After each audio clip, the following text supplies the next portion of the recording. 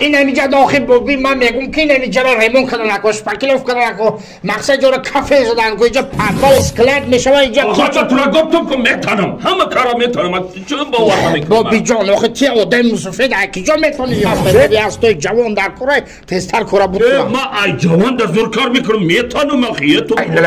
یا امرای دیگه بیام نه ما خودم قطعی مردکم کار میکنم راست میگه ما زندگی را دو دسته قپیدگیه گپ ندارم بوبی ینگا جان شما اگر هر دوتون کار میکنین ادی میتاش سال میکنین برین اسبابتون رو بگیرین بین خودت بلده مالش خواب رفتیم کار این خیلی این چیزا رو میتونیستن من عاشق تو بودم میرم میدانی که که تو بی عاشقی را تو میخوانی اگر خانی قدر عشق میدانی در کوچه بود در نیم راه نمیمانی چی کنم تو یک گل حوثی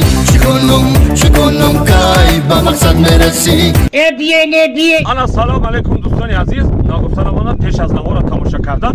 این اینجا یک گروزا پیروز کردن میمونم دوستان عزیز در ماه شریف رمضان اسکیپکا کدگی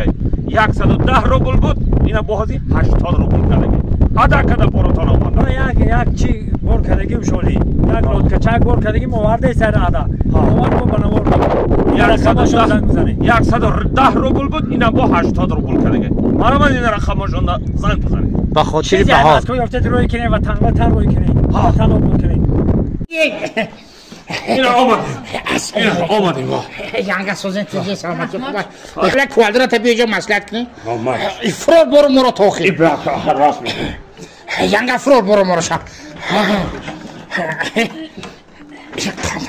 ای بچه ای بوبی تو در حقیقت استو بوده دیدی آخه کار پیش برود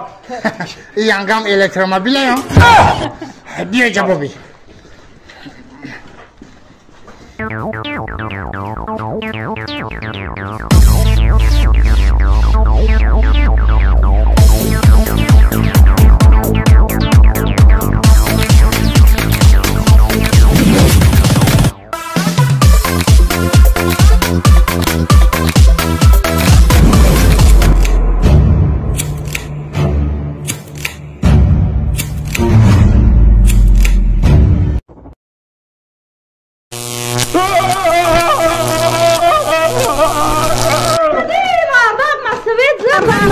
استمون مرده استمونی انگامه شگفت های پشتی خانوایی که سوید زدشه پولی سازم به تیمایی را خب خوش چند سمی بگوی میتونم چند سم بتونم ینگا جان زنگ بزن سکاریم 500 این پولا منو به تکیبه و مرا فان میکنه